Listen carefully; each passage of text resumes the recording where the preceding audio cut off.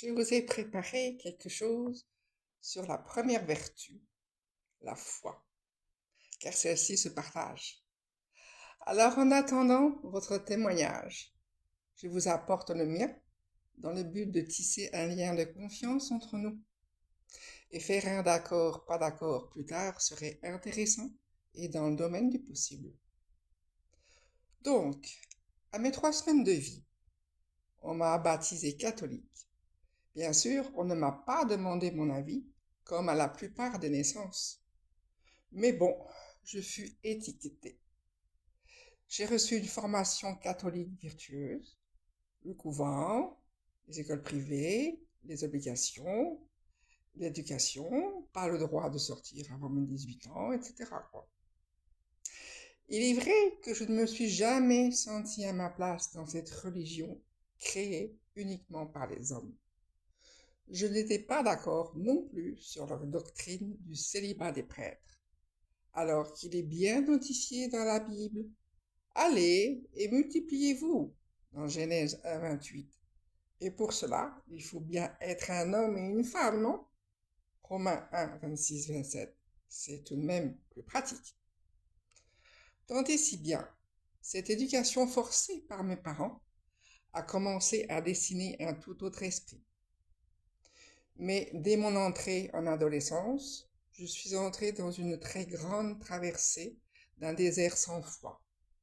Il était hors de question de me parler d'un Dieu, de Dieu en fait.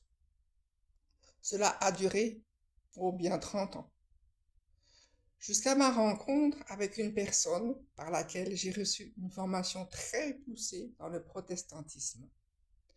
Cette religion concordait beaucoup mieux avec mes opinions. À cette période, le Créateur se manifesta plusieurs fois avec des manifestations dites surnaturelles. J'aurai certainement l'occasion de vous en parler une autre fois. Puis, j'ai eu l'occasion de connaître d'autres horizons en voyageant un petit peu, pour atterrir dans le sud de la France, où une nouvelle fois, mon Créateur m'est tombé dessus. La manifestation dite surnaturelle fut cette fois-ci en liaison directe avec la Bible. Moi qui n'avais pas ouvert ce livre depuis ma communion, c'est pour dire. Une force invisible m'a poussé très très fort à lire dans son intégralité ce livre et de l'étudier surtout. J'avais même créé un blog de partage de tous les versets par thème. J'étais totalement inhibé et engagé dans cette religion du christianisme. Ce fut une période incroyable, très riche, transformatrice et surtout salvatrice. Suite à cela, j'embrassais par choix cette religion, davantage en accord avec moi-même. Et petit à petit, plus les années passaient, plus je m'éloignais des religions pour me rapprocher seulement et uniquement de ma foi envers l'esprit. L'esprit de mon Créateur, le Créateur pour tous, de l'univers.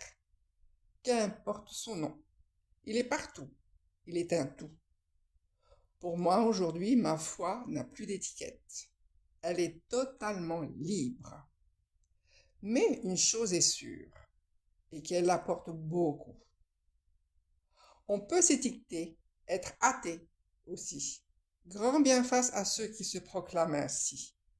Car c'est bien l'univers qui nous a soufflé vie par son esprit, puis sa pensée pour donner forme à toute matière humaine, conçue de 70% d'eau et 30% d'électromagnétisme.